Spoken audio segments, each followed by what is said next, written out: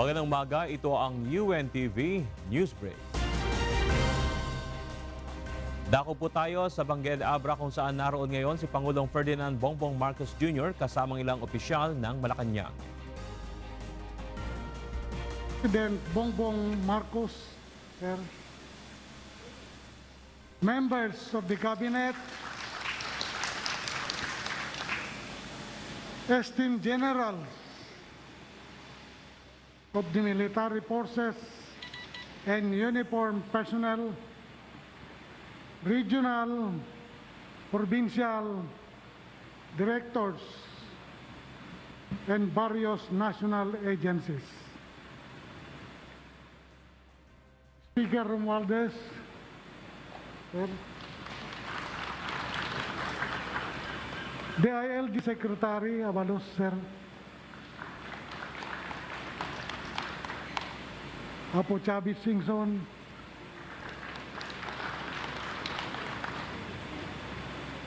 Secretary Erwin Tolpo, DSLD,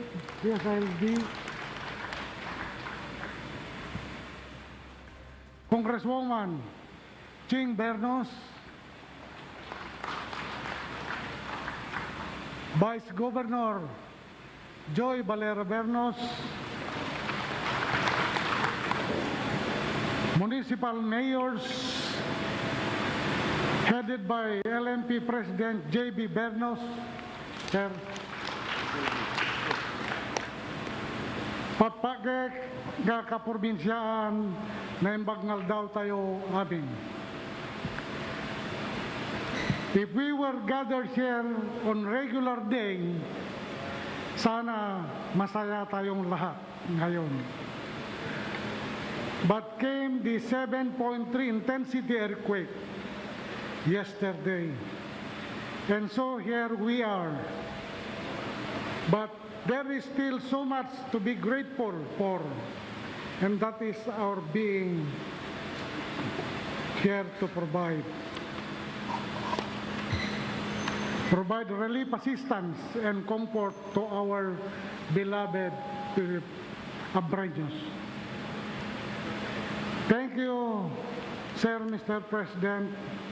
Your presence here, as well as the heads of the agencies who are with you, give us comfort. Malaking bagay po ito sa amin.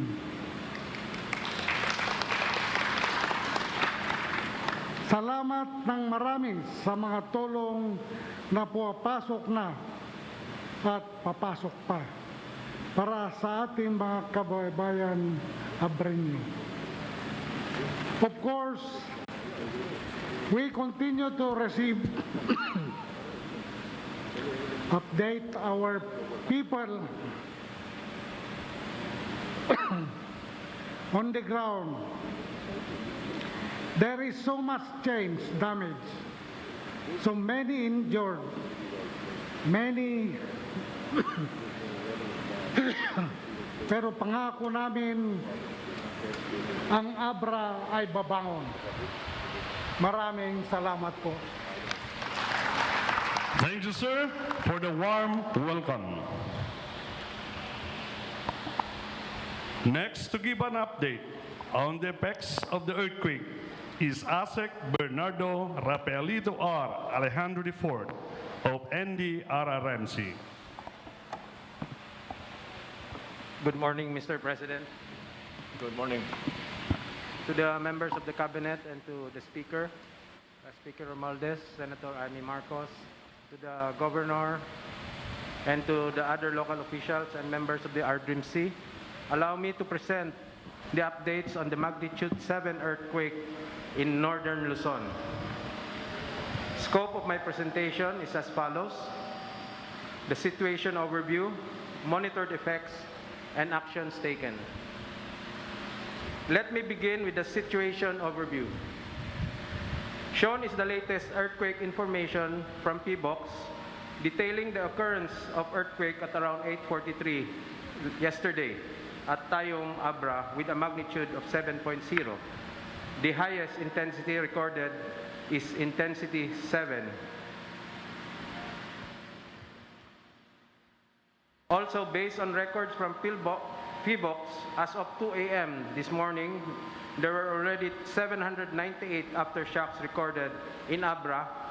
161 were plotted, while 22 were felt. The magnitudes range from 1.5 to 5.4.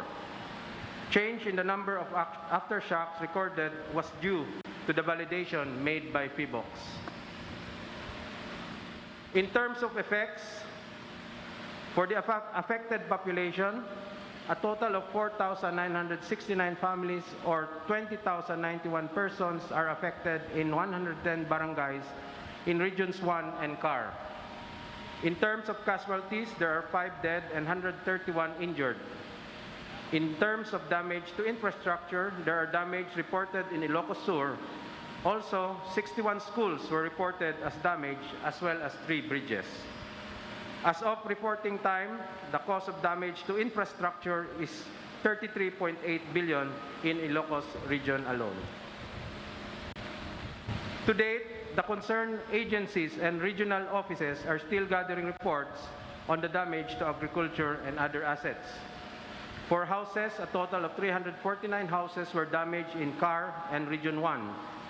For roads and bridges, there are 22 roads closed to traffic in Cordillera region and 1 road in Cagayan Valley region. Several areas in CAR also experienced power interruption, while the whole province of Ilocos Sur experienced power interruptions but was immediately restored at 2 p.m. yesterday.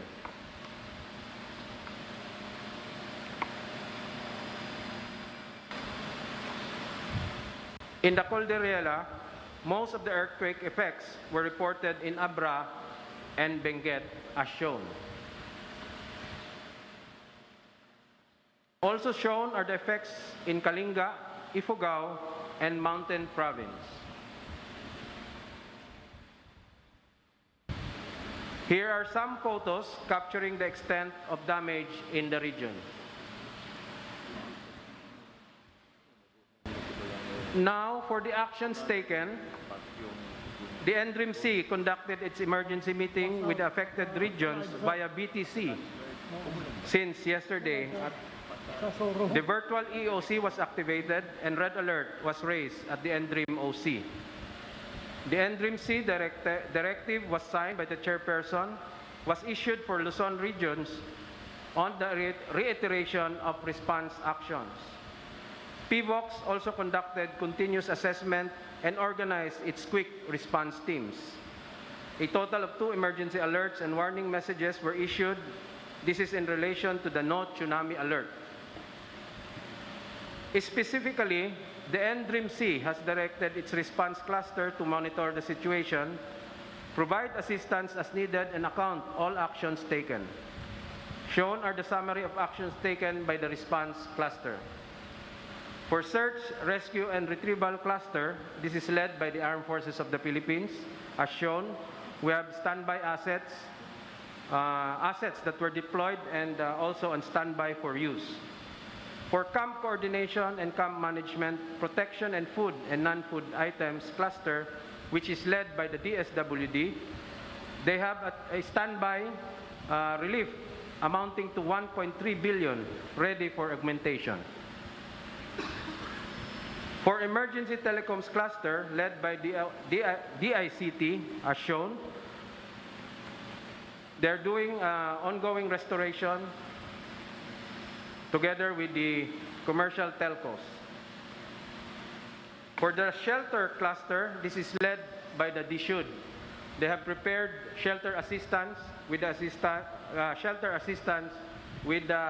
help of partner agencies. For the health cluster, this is led by DOH. They have provided medicines and other medical supplies to the affected LGUs. For the education clusters, this is led by the DepEd. They reported around 61 damaged schools and 116 damaged classrooms, and the assessment is still ongoing. For the logistics cluster, this is led by the OCD. We have available stockpiles ready for augmentation when needed. For the law and order cluster, this is led by the PNP. They have deployed security forces around the different evacuation centers and have around 1,290 personnel on standby. For the management of the dead and missing, this is led by the DILG.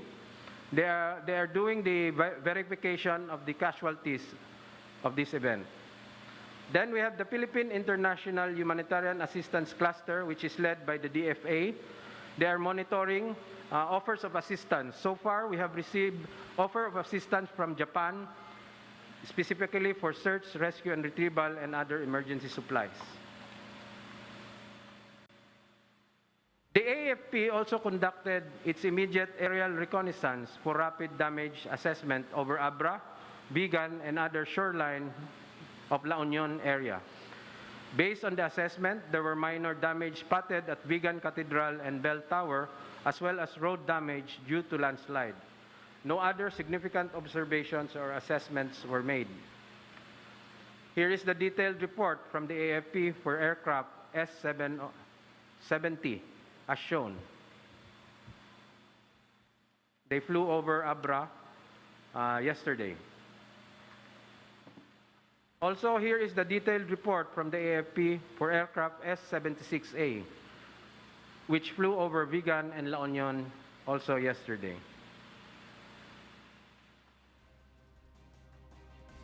As for the regions and the local government units, they have conducted rescue and retrieval operations in affected areas. The regions and the local government units also provided assistance to affected families. They initiated the conduct of clearing operations, and presently they are doing the assessment and data validation. With this, we'd like to inform the President that the response is managed at the local and regional levels with the support from outside regions, local government units, and other national government agencies. The NDRIMC is continuously monitoring and on standby for specific needs that may arise. That ends my briefing, Mr. President. Thank you, ASEC Alejandro. Thank you. At this point, may we hear the President's guidance. Well, let's start. Good morning, everyone. I just like to start by clarifying some of the parts of the report. Number one, power has been restored everywhere. Wala nang area na nawalan ng power na hindi pa bumalik ang power o meron pa rin. Yung mga isolated na bayan at dito sa Abra.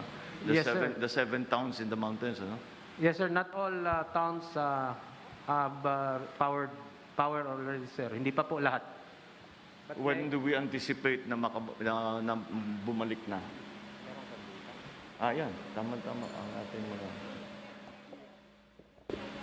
Yes, I wanted that. I saw them. That's why I wanted to ask.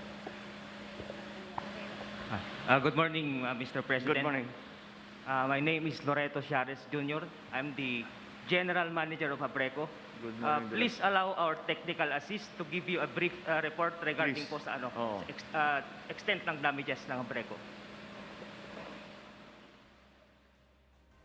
Magandang umaga po, Mr. President. Good morning. As of this early morning, sir, is all 26 towns ng Abra may power na po. Although there are some laterals po na wala.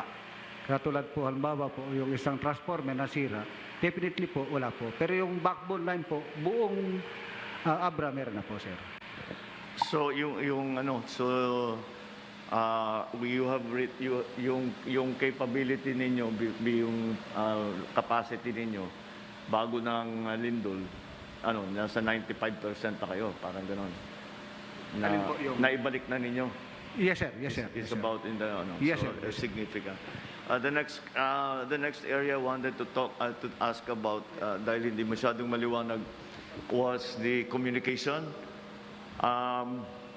Hindi pa ba ang pagkaintindi ko from the DICT is that the globe is fully functioning. Who can we see in a sense? Is globe fully functioning and SMART is also almost fully functioning? All right. okay na for the province of Abra. Talagang inaantay lang niya na the power. Okay, of course, so Sec Erwin, what are the outstanding issues yet para sa assistance doon sa ating mga naging biktima who are that's another question I wanted to ask. Usually in the disaster reports, there is one area where you give the number of totally destroyed houses and partially destroyed. Do we have that number? Those numbers?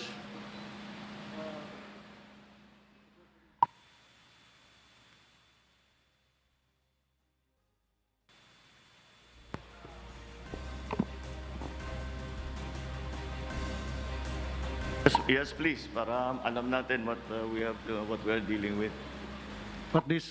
Mr. President, at this point, we're continuing the assessment, and right now, as per 6 o'clock a.m., we have 28 totally damaged houses and 2,362 partially.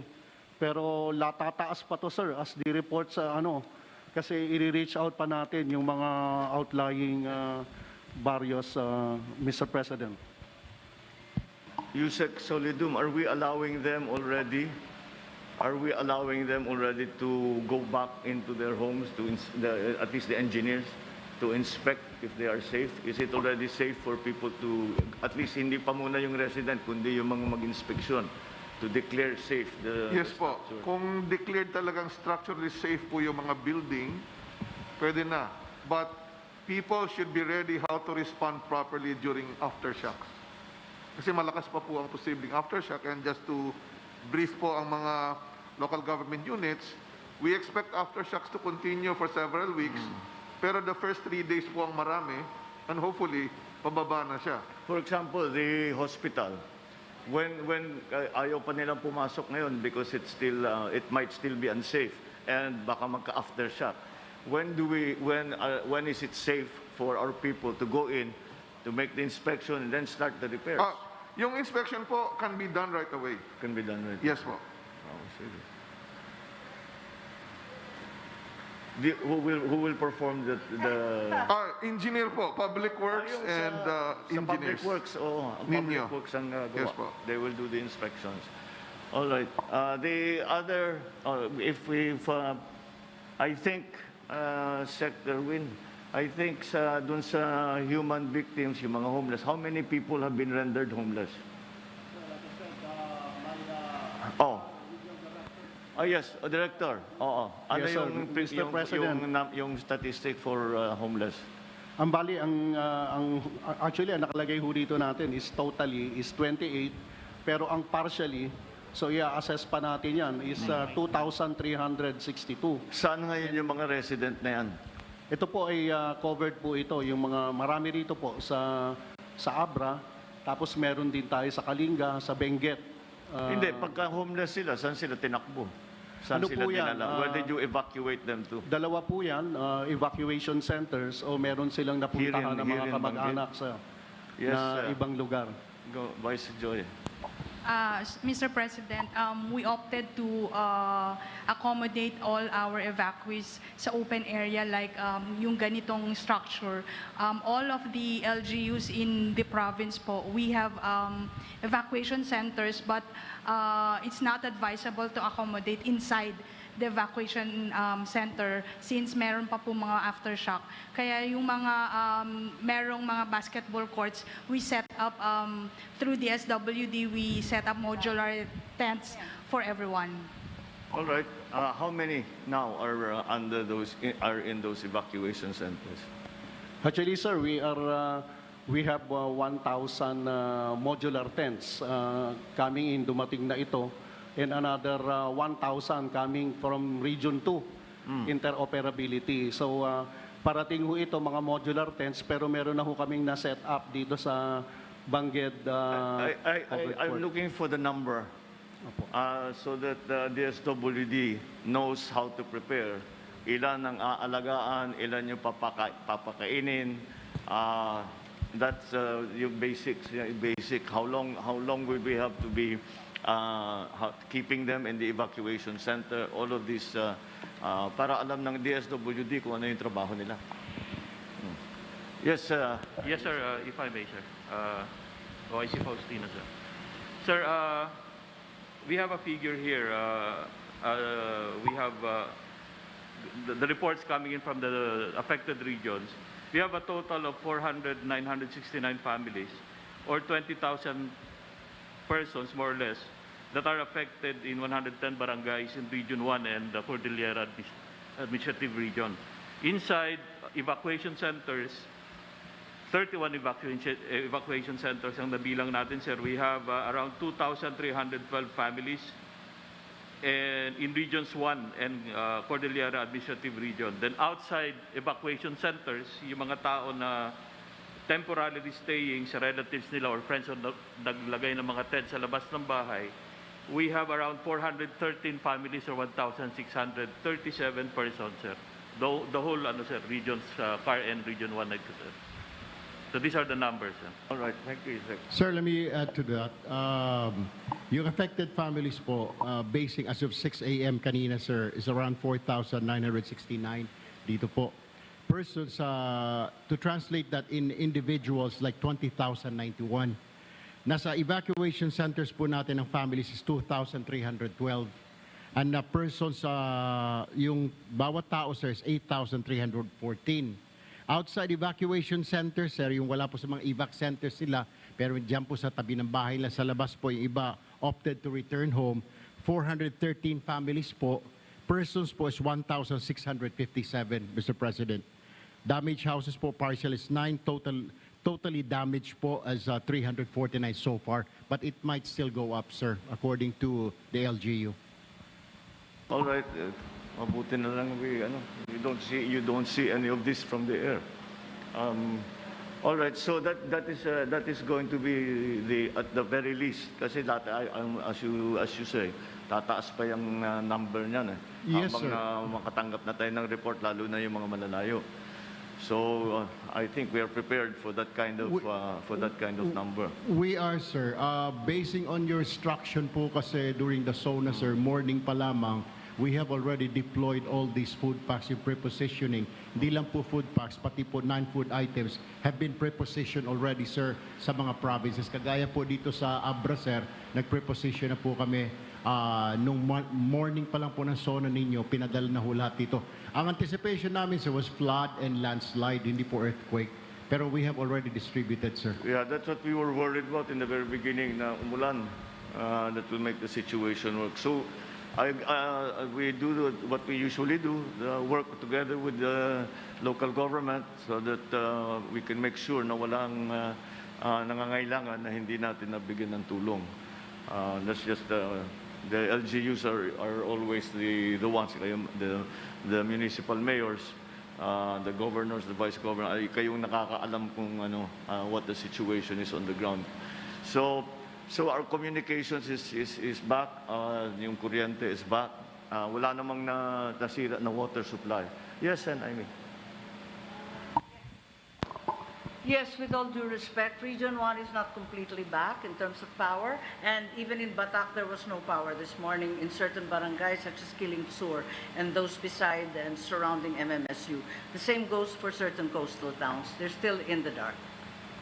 As I understand it, even in Ilocos Sur, meron pa rin yata. La Union, meron pa yata. Yes, that's may correct. mga lugar pang wala eh. We're having some problems in Cagayan as well due to all sorts of electrical issues at may mga transformer na bulok na pumutok na rin. Well, that unfortunately, yung pag-inspeksyon ng linya will take time. But I think we will just have to do as much as we can, as quickly as possible. Of course, that's going to be for the key for our relief efforts, lahat ng gagawin natin. We have to be able to communicate and we have to be able to operate. So that's why inuna ko yung dalawang yun, to find out what our capabilities are. All right, so the next, since we've paid attention already to the human aspect of it, Well, there's one more question I had in terms of service. Wala namang nagka-problema na putulan ng water supply? Meron din. Oh, that's something that we have to. We're here in Banggit. Oh, anong nangyari? Dahil siguro sa movement ng soil or whatever, kaya yung mga lines ng water system po nagkakaproblema. Well, that again is actually even more of a priority than communications and power. That's something that has to be restored immediately. So we have a representative from Public Works here or from the Water Authority. Sir, from the Office of Civil Defense. I'm Regarding sorry, water, could you- sir, water supply, if I may, sir. The whole province of Abra needs 300,000 bottles of water, drinking water. Yes. So initially, I coordinated with the Office of Civil Defense Central Office. So may parating na po na initial na 500 boxes of distilled water. So ang kailangan talaga, sir, is 6,250 boxes, 48 for a total of 300,000 bottles. Initial po. So we are doing an initial, naglo-loading na po sa central office ng Office of Civil Defense. It will be coming anytime this day. But yes, sir. are the systems that were damaged, are they undergoing repair? Because we cannot be providing bottles of water for too long. Sir, good morning. I'm Director Kadafi Tanggol from DPWH CAR. Sir. Oh, there you are. Okay.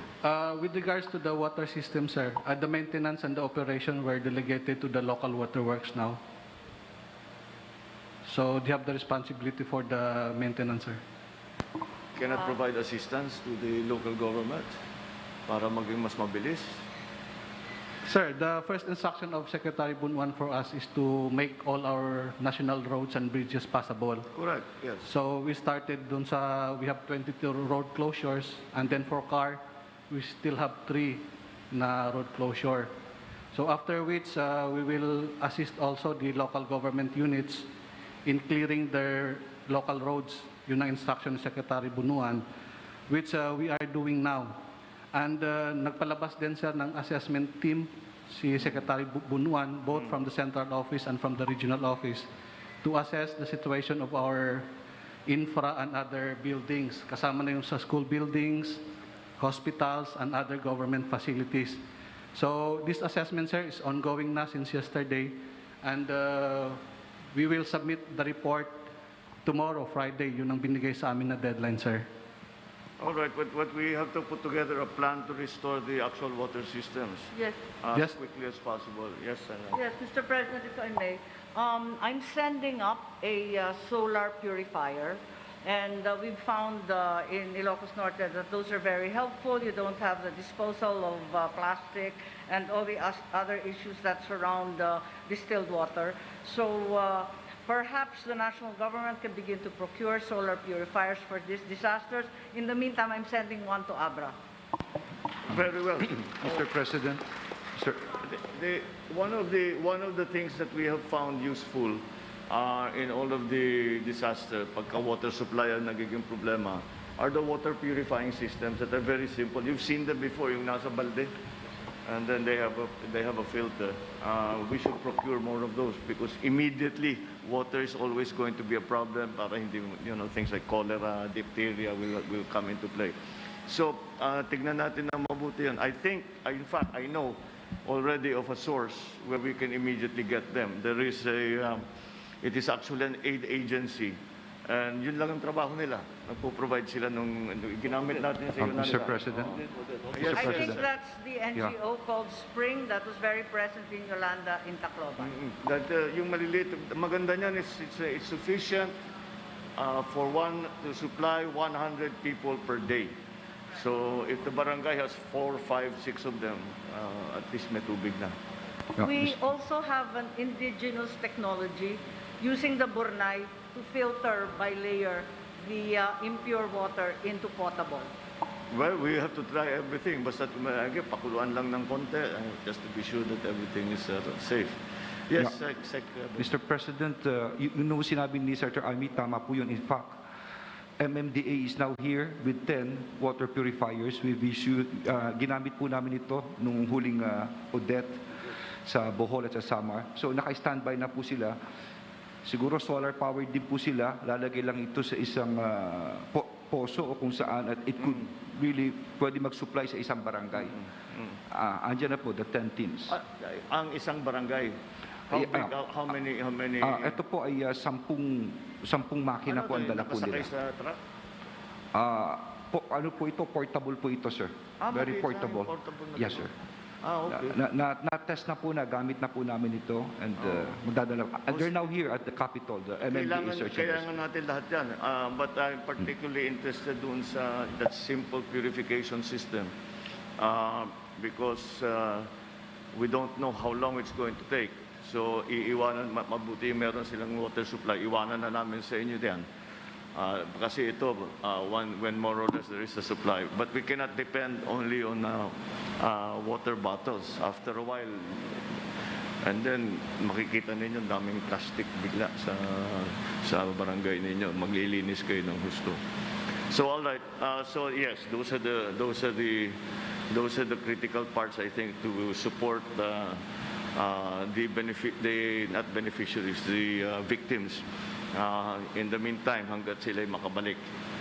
All right. So, I would like to see a report on the infrastructure damage in the roads, bridges, then also from the irrigation, kung tinamaan yung mga irrigation system natin, and what the damage is.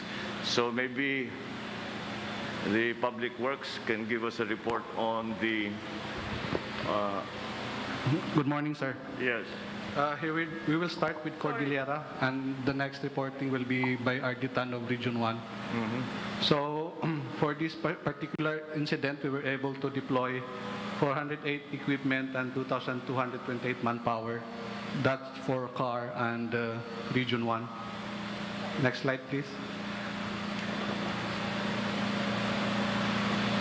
And then, sir, these are a series of pictures of the landslides that happened in Cordillera. This is under the Benguet province. Next slide, please. This one is in Marcos Highway, sir. And as of this writing, it's already passable, 2-lane passable. Next slide. Yan, sir, yung sa Marcos Highway, it's now passable. Next slide. That's still in Marcos Highway. The same one section lang yan, sir. Next slide. This one, sir, is in Nueva Vizcaya Road. As you can see in the slide, yung portion na may intervention, walang nangyaring slides. But dito sa section na malapit sa cameraman, wala pang intervention na nagawa. So there's a slide. Next, please. This is the same section, sir, in Nueva Vizcaya Road, which is now open, 2-lane. Next slide. Another section in Nueva Vizcaya Road. Again, this section, sir, is open na rin as of now. Next slide. Another section, sir, in Andres Acop Cosalan Road. This one, sir, is open lang siya ng 1 lane. We need more intervention for this one. Next slide. Yan. So, passable na po siya, sir, for 1 lane lang. Next slide. So, this one, sir, again, is in Andres Acop Cosalan Road. It's now passable. Next slide. Next slide, please. This one, sir, is in Governor Badu Dangwan National Road in Kapangan. It's now passable then, sir. Next slide. This one, another section in Governor Badu Dangwan National Road. It's now passable, sir. Next slide. This one, sir, is again in Governor Badu Dangwan National Road. It's now passable. Next slide. Again, sir, in Governor Badu Dangwan National Road at Kibungan. It's now passable. Next slide. Another section of the Governor Badu Dangwan National Road in Ampusungan, Bacon, Benguet. It's now passable, sir. Next slide. This one, sir, is in Baguio Bontoc Road. There are a series of slides that happen in that road section. Next slide. The same road section, sir, in Baguio Bontoc Road. Cleared na ito, sir. It's passable. Next slide. Again, in Baguio Bontoc Road, sir. Sir, ganyan kalalaki yung mga nahuhulog na bato dito sa Cordillera. So you can just imagine the danger that ito yung kinakatatakutan ng mga taga-Cordillera pagka dumadaan sila sa ating kalsada, sir. Next slide. This one is in Alab section, Bontoc, Mountain Province. Next slide. This one is in Bunyan section, passable na rin ito, sir. Next slide. Next slide. Again in Baguio Bontoc Road, Lukib section, Mountain Province, sir. Now it's passable. Next slide, please. And this one, sir, the next slide. Next slide. Again in Baguio Bontoc Road, sir. This is in Mount Data Cliff, Bauco. Ito, sir, yung hindi pa passable. Ongoing pa yung clearing at this section. Next slide. Again, katabi lang nito nung isa, sir, pero this part ng doon sa Mount Data Cliff is open na. Next slide. This one is the Mountain Province to Ilocos Road. Next slide. Passable na rin siya, sir. Next slide. This one, sir, again in Mountain Province to Cagayan via Tabuk Inrel Road and Makutiti section. Passable na rin siya, sir. Next slide. So those are series of pictures, sir, that we were able to collect. And as of this morning, sir, 7 a.m., we still have 3 remaining closed na road section. This is the Ifugao, sa Ifugao, sir, the Kiangan Tinok Bugyas Road, which we expect to be open bukas ng 5 p.m. And one in Kalinga, sir, the Lubwagan Batong Buhay to Abra Road. Again, we expect this to be open tomorrow at 5 p.m. And then the one, yung nasa picture, sir, na close pa rin, the Baguio Bontoc Road, our target is July 30 namin ma-open yun, sir. And sir, with your instruction, in fact, may mga yung kasama pala, sir, sa assessment team natin na dinispatch ni Secretary Bunuan, kasama yung mga consultants ng foreign consultants. So I'd like to inform our local governments here in Abra, yung Katahira and Sons. They have a team that went here this morning also to help us in the assessment of the extent of the damage. Paano naman meron kayong report sa mga tulay? The Vice Governor was showing me pictures of damaged bridges. Yes, sir. Yung mga na-report na damage, sir, mostly on the approach, sir. So madali na lang yung intervention, sir. Structurally stable naman yung mga bridges natin along our national roads. Hindi, Joy, yung pinakita mo sa akin, may malaking crack na ganito, all half a meter wide na crack. It's located in the Baay Bridge in Abra Kalinga Road, sir. At saka yung, what was the other bridge, yung umurong sa approach? Yes, sir. Hindi na parehong level. We are waiting for yung result ng assessment ng ating structural engineer, sir. All right. Well, again, of course, that's very important. You get all those bridges back into service. I think you're doing as well as can be done dito sa pag-clearing ng mga kalsada. Malalaki yung mga bato na nakita natin. All right, so that now when we have to organize also, I guess local government, kasi kayong mga staff, ang mga staff ninyo magagamitin, paano kung hindi naman injured yung mga evacuee, paano natin as soon as possible maibalik? Kaya tinanong ko na kung kailan tayo pwedeng pumasok sa mga bahay para maibalik sila sa bahay nila. And for those that have damage, do we need to provide usually at least for temporarily hinihingi niya mga trapal, mga GI sheet, plywood, mga 2x2, yun lang mga para meron lang sa kagaya mga bubong na nasira, at least makuberan nila habang i-repair para pwede na silang makatira doon. But the first part is going to be really kung it's safe. We have to determine that it's safe.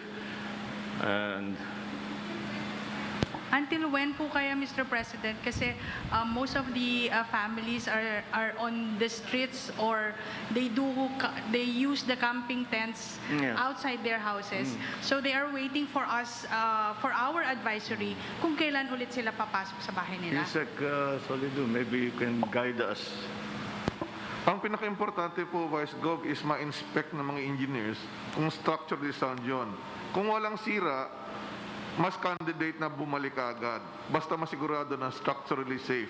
Kasi yung ibang may sira, baka matuluyan sa aftershock. But the fear, Yusek, is that baka simulaan nila yung pag-inspeksyon, abutan naman sila ng aftershock. Usually po sa labas muna baka sila. Masaktan pa sila. Usually sa labas muna. Tinitingnan muna. From the outside, that's the first phase. May mga visual inspection po ang mga engineers ng Public Works. At kung may candidate na delikado, siyempre hindi na muna pababalikin yan. Alright. Ganun talagang tendency, ayaw iwanan yung bahay as much as possible. So we must we do everything to bring them back in So who will do the inspection? Will be the local government or the DPWH? Sino mag-i-inspect ito mga residences na ito? Kayo sa Public Works o sa local ang usually na ano? Yung for the residents, sir, local na yun, sir.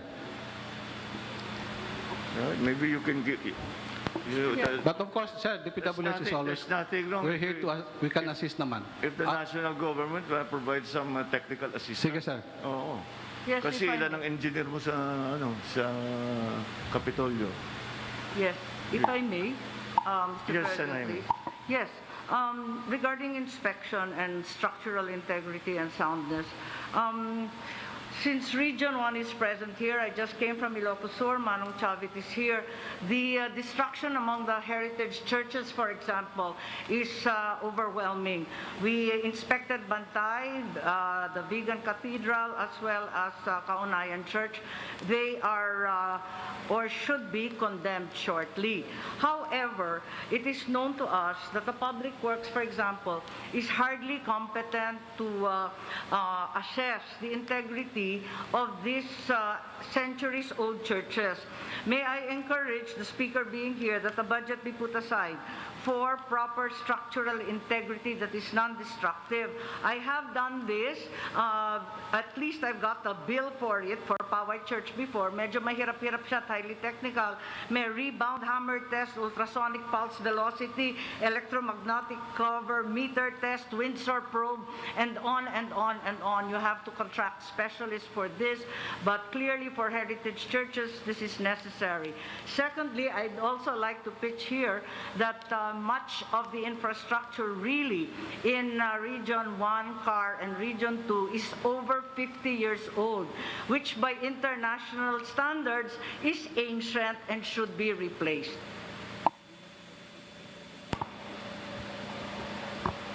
Sir, may I?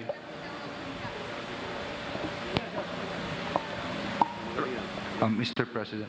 Yes, please, go ahead. Renan. Hi. Good morning, sir, Mr. President. R.D. Ronaltan po from Region 1. Actually, yung instruction nga po ni Secretary, tulungan namin yung local. Actually, ginakandak na po namin sa mga national buildings yung assessment sa lahat, including bridges. Ay susunod na po namin na tulungan yung local na mga residences na ano yung kanilang structural integrity ng kanilang buildings. Actually, kahapon pa po, nag-start na kami lahat ng national buildings, in-start na namin. With regards po dun sa mga, dito naman po sa Region 1, minimal lang yung damage. At least yung pong as reported, nasa for the infrastructure, mga 35 million lang po yung ano. At yung pong nabanggit na tulay, yung Kalumbuyan, Anduyan, at mga ano lang po yan, sir, mga slow protection lang and may mga papalitan lang parts yung tulay para restore na po sa dati. And with regards to also to Region 1, doon sa road na sarado, 3 road section lang po sa Region 1 ang sarado, itong Tagudin Cervantes sa bahagi ng Soyo, na dahil sa dami ng rock slides, mga next week pa ho namin matatapos. Pero po yung 2 road section na kadugsong nito, yung papuntang Aluling at papunta ng Bontok, ma-open ho namin hanggang bukas. Matitira lang po yung isa. Pero may mga blasting po kasi may ginagawa. Kaya medyo may backup na rin pong mga equipment na dila ang regional office para mabackupan yung district engineering office. With regards po sa wala naman hong reported pagdating sa water supply na damage sa bahagi. Wala hong nire-report sa amin.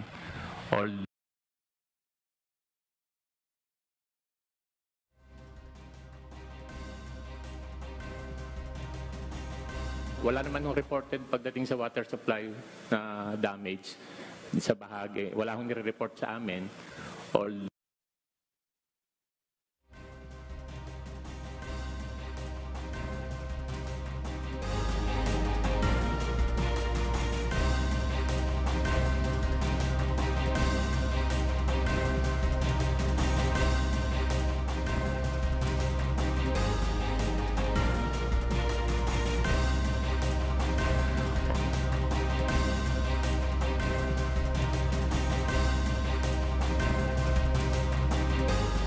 Para sa academic year 2022 to